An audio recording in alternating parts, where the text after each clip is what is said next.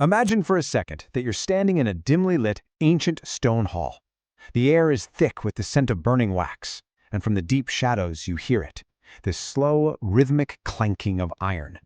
Candlelight glints off a golden, mechanical beak, and suddenly a beautifully crafted bird turns its head and actually begins to sing. Welcome to this explainer.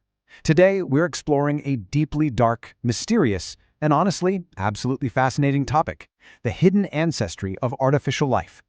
Okay, let's dive into this because, well, we all suffer from a massive case of modern hubris. We naturally tend to think of robotics, artificial intelligence, and programmable machines as strictly 20th century inventions, right? Born in pristine laboratories with silicon and soldering irons. But what if I told you the first programmable robot was actually built way back in 1206? What we're going to uncover today is this continuous, incredibly shadowy lineage of mechanical life that actually stretches back thousands of years. Section 1. The myth of modern robotics. Look, we need to explicitly dismantle this whole fallacy of the Dark Ages. It's a super common misconception that while the Roman Empire fragmented, the rest of the world just went to sleep. But that couldn't be further from the truth.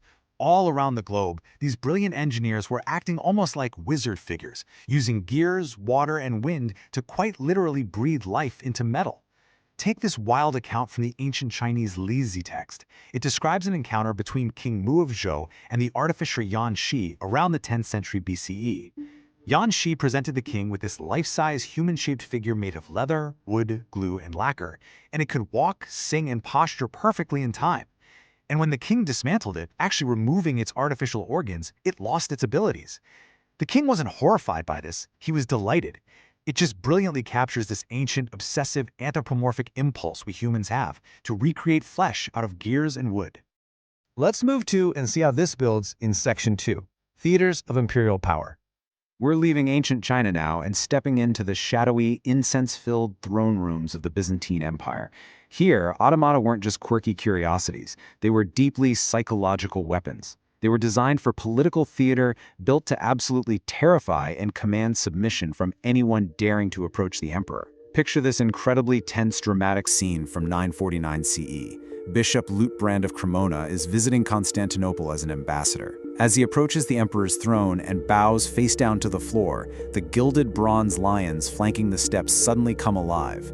The lions open their mouths, beat their tails, and let out this massive mechanical roar. When Liutprand nervously lifts his head, the entire throne has miraculously levitated to the ceiling, and the emperor has somehow completely changed his robes. It was pure, unadulterated psychological terror. But of course, it wasn't magic. Behind the terrifying theaters were hidden, highly sophisticated Byzantine mechanisms. The roaring sounds? That was just air forced through specially shaped, pressurized pneumatic pipes.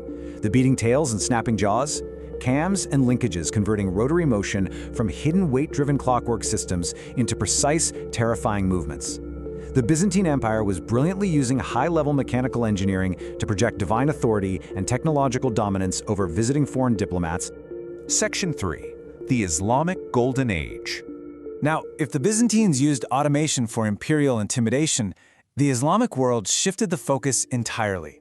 Over here, the engineering obsession turned toward exquisite service, complex computation, and delightful musical entertainment.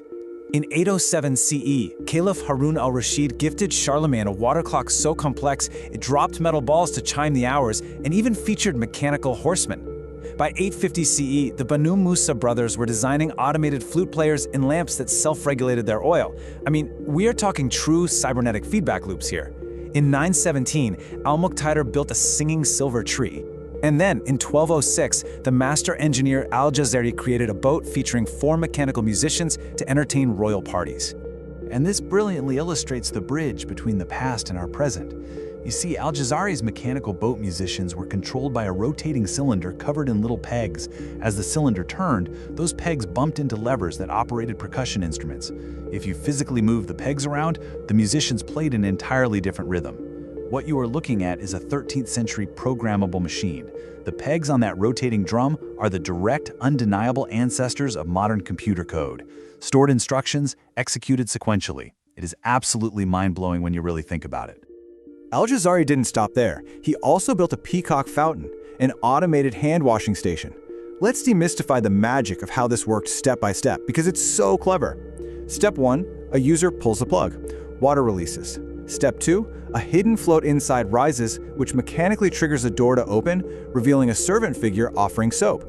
As more water is used, a second float triggers a second servant offering a towel. This isn't just clever plumbing, folks. It's a logical, finite state machine operating step by step, sensing user input and physically responding to it. Section 4, the quest for endless energy. We shift our focus now to the mysterious, shadowy, astronomical observatories of medieval India. Here, scholars weren't just looking to build helpful servants, they were obsessed with capturing the eternal, continuous rotation of the heavens and recreating it right here on Earth in the form of perpetual motion machines. Mathematicians like Brahmagupta in the 7th century and Bhaskara II in the 12th century designed these incredibly elaborate wheels with hollow spokes filled with mercury. The idea was that as the wheel turned, the heavy liquid mercury would flow to the outer edges, overbalancing the wheel and pulling it forward forever. But they were fighting invisible enemies. A system's center of gravity remains constant. Mechanical friction, air resistance, and the incredibly unforgiving laws of thermodynamics, though totally unknown to them at the time, ensured these gorgeous mercury-filled wheels would eventually grind to a halt against the impossible physical forces of the universe. So, the crucial point is that this failure actually led to a monumental breakthrough, the escapement. When engineers realized they couldn't create infinite energy, they figured out how to control the release of stored energy instead. An escapement is basically a mechanism that takes a continuous flow of energy, like a heavy falling weight, and breaks it into discrete, measurable intervals, ticks and tocks. This was the exact moment humanity first digitized time. We literally turned a continuous, natural flow into discrete, binary-like data. Section 5, Clockwork, Cosmos, and Mechanical Life. So all these ancient and Islamic innovations eventually connected to the looming Gothic cathedrals of Europe. Here, giant mechanical computers began to emerge, orchestrating not just time, but the very fabric of human society. We go from Susong's massive 40-foot water-driven astronomical clock tower in 11th century China to the 13th century technical sketches of French engineer Villard de Honnecourt. And then, in 1283 CE, Europe gets its first mechanical heartbeat, a weight-driven clock at Dunstable Priory in England. For the very first time, mechanical time replaced natural time. Monks, universities, and guilds started scheduling their days by the machine. This fundamental reshaping of human coordination paved the absolute bedrock for the Industrial Revolution. These clocks became ultimate marvels of automata, and this is probably best seen in the multi-generational saga of the Strasbourg astronomical clock in France. Get this, in 1354, the first clock featured a gilded mechanical rooster made of iron, copper, and wood that actually flapped its wings and crowed at noon. It is widely believed to be the world's oldest surviving automaton. Over the centuries, in 1574 and later in 1843, engineers added planetary dials, perpetual calendars, and a daily mechanical procession of the apostles. The cathedral essentially housed a towering mechanical universe. Now, what's really interesting about this slide is how the legacy of all these medieval and ancient machines lives on, directly weaving into our modern world. Leonardo da Vinci sketched a mechanical knight in 1495 that could sit up and move its arms. In the 18th century, Vaucanson built a mechanical duck that seemingly ate and digested food. And by 1801, Joseph Jacquard took the programmable peg drums of Al-Jazari that we talked about earlier and turned them into punch cards to control automated textile looms.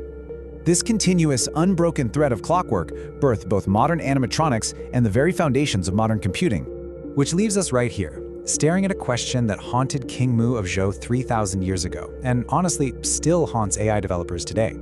If a machine can perfectly mimic life, if it can sing like a bird, pour water like a servant, or calculate the cosmos like a clock, does the nature of consciousness even matter? Where do we draw the boundary between the artificial and the deeply human? I'll let you think about that one. Thank you so much for joining me on this incredible journey through the source material. Until next time, keep questioning the world around you.